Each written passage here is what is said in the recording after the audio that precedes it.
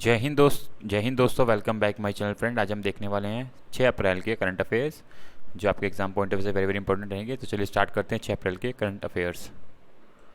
Friend, question number first है, नागरिक उड्डयन मंत्रालय द्वारा हाल ही में कौन सी अंतर्राज्यीय हवाई अड्डा योजना शुरू की गई है?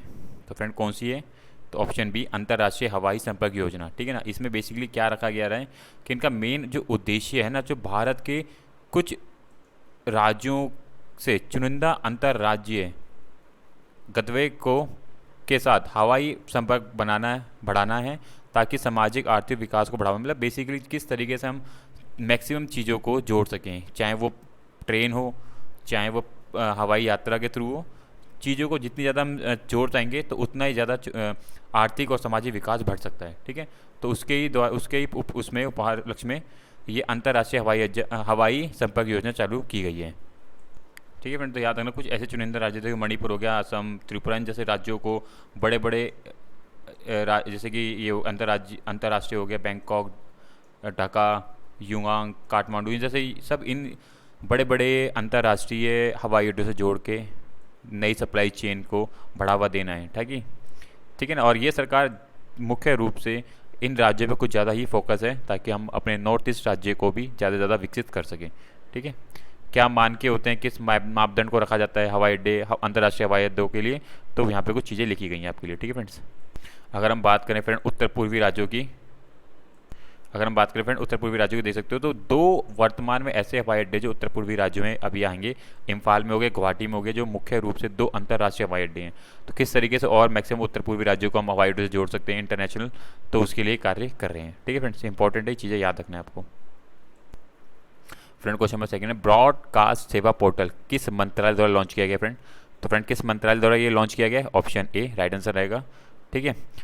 सूचना एवं प्रसारण मंत्रालय द्वारा ये लॉन्च किया गया है, जिसके जो मंत्री हैं अनुराग ठाकुर ने इससे लॉन्च किया है। ठीक है। मैक्सिमम हम अपने जो भी मनोरंजन से रिलेटेड जो भी चीज़ें हैं उनमें हम प्रगति करें, आगे बढ़ें। तकरीबन हमारा $25 बिलियन का इससे जो रिवेन्यू होता है उसको हम $30 बिलियन तक ले जाने की कोशिश करेंगे। ठीक है। तो इंपॉर्टेंट है, याद रखना, ब्रॉडकास्टिंग सेवा पोर्टल सूचना और प्रसारण मंत्रालय द्वारा चालू किया गया है। ठीक है फ्रेंड। यहाँ पोर्टल का उद्देश्य क्या है, सेवाएं क्या है, सारी चीज़ें यहाँ पे लिखी गई हैं, आपको एक बार पढ़ लेना है इसको। ठीक है फ्रेंड। क्वेश्चन नंबर थर्ड, सबसे अमीर सेल्फ मेड महिला कौन सी है? तो फ्रेंड, वो कौन सी है सबसे अमीर? और राइट आंसर होगा ऑप्शन सी डी, व्यू यूजन। ठीक है ना। व्यू यूजन ये सबसे अमीर सेल्फ मेड महिला हैं। ठीक है। जो कि बीजिंग की एक प्रॉपर्टी डेवलपर हैंगी ये। इन्होंने तकरीबन इनकी $17 बिलियन की संपत्ति है। ठीक है। तो ये चाइना की हैं और ये सबसे अमीर सेल्फ मेड महिला हैं। ठीक है, याद रखना। बाकी यहाँ पे कुछ इंपॉर्टेंट सूची दी गई है और जो आपको एक बार पढ़ लेना है फ्रेंड, वेरी वेरी इंपॉर्टेंट है, याद रखना। चौथा क्वेश्चन है, खेलो इंडिया यूनिवर्सिटी गेम 2021 किस राज्य में आयोजित किया जाएगा फ्रेंड? तो फ्रेंड, किस राज्य में आयोजित किया जाने वाला है ये? राइट आंसर होगा ऑप्शन सी, कर्नाटका में। ठीक है ना। कर्नाटका में ये खेलो इंडिया आयोजन किया जाएगा। 24 अप्रैल 3 मई तक ये चलेगा और कर्नाटक में रहेगा, बेंगलुरु में होगा।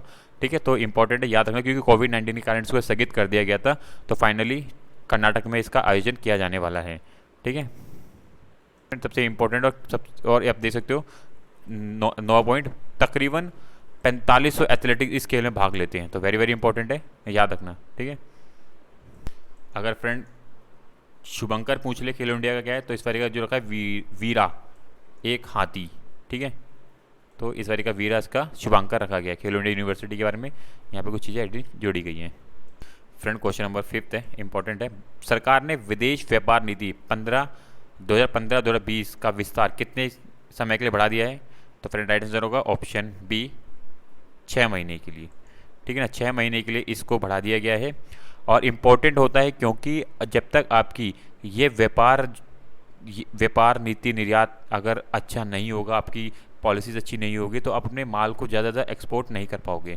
ठीक है ना। क्योंकि आपने अब श्रीलंका की हालत देख ही रहे हो कैसी है, तो अपने माल को आपको एक्सपोर्ट जरूरी है, क्योंकि सारा निर्यात करेंगे तो फ़ायदा क्या है, आपको ज़्यादा से ज़्यादा निर्यात पे फोकस करना है। ठीक है ना। तो अब किस तरीके से हम इन चीज़ों को आगे कर सकते हैं, उसके लिए हमने इसको 6 महीने के लिए आगे बढ़ा दिया है। ठीक है फ्रेंड। तो कुछ इंपॉर्टेंट चीज़ें जो यहाँ पे लिखी गई, जो आपको एक बार जरूर पढ़ लेनी है। ठीक है फ्रेंड क्वेश्चन नंबर 6 है, किस दिन को अंतर्राष्ट्रीय खान जागरूकता यानी माइनिंग जागरूकता दिवस के रूप में मनाया जाता है फ्रेंड? तो कौन सा दिन है वो? 4 अप्रैल को, ठीक है ना। 4 अप्रैल को हम खान यानी माइनिंग डे के रूप में बनाते हैं, ठीक है। फ्रेंड क्वेश्चन नंबर 7 है, किस दिन को राष्ट्रीय समुद्री दिवस के रूप में मनाया जाता है फ्रेंड? तो वो कौन सा दिवस है फ्रेंड, कौन सा दिन है? राइट आंसर को ऑप्शन डी 5 अप्रैल को, ठीक है ना। 5 अप्रैल को हम इंटरनेशनल भारत में राष्ट्रीय समुद्र दिवस के रूप में बनाया जाता है। इंपॉर्टेंट है ताकि हम मैक्सिमम चीज़ों किस तरीके से हम कनेक्टिविटी कर सकते हैं दूसरे देशों के साथ, अपने सामान को दूसरे देशों के सुरक्षित और सही समय पहुंचा सकते हैं, पर्यावरण के अनुकूल पहुंचा सकते हैं। इन सब चीज़ों को ध्यान में रखते हुए ये दिवस के रूप में बनाया जाता है। और इसकी जो शुरुआत की गई थी पहली बार, वो की गई थी 1964 में, 1964, 5 अप्रैल 1964 को, ठीक है ना। इंपॉर्टेंट है, याद रखना। और इस साल की जो थीम रखी गई, कोविड-19 से परे सतत शिपिंग, ठीक है ना। किस तरीके से हम चुनौतियों को देखते हुए भी हम किस तरीके से सतत शिपिंग कर सकते हैं, लोगों तक अपने माल की सप्लाई कर सकते हैं, सही समय पे सही चीज़ों को सुरक्षित पहुंचा सकते हैं। तो इस सब चीज़ों को यहाँ पे करा जाता है, प्रैक्टिस की जाती है, ठीक है ना। हम बात करें, अगर हम इस जो हमारी नेवी की शुरुआत की बात करें, तो जो इसकी शुरुआत हुई थी फ्रेंड, वो तकरीबन बताते हैं 5 अप्रैल 1919 से शुरू हुई थी, ठीक है। जब the Scindia steam navigation company limited के पहले जहाज SS रॉयल्टी ने मुंबई से यूनाइटेड किंगडम की यात्रा की थी, ठीक है। तो इंपॉर्टेंट है, याद रखना 5 अप्रैल 1919 को ही हमने पहली बार हमारे यहाँ से कोई नेवी मतलब जहाज को यूनाइटेड किंगडम के लिए रवाना किया गया था, ठीक है।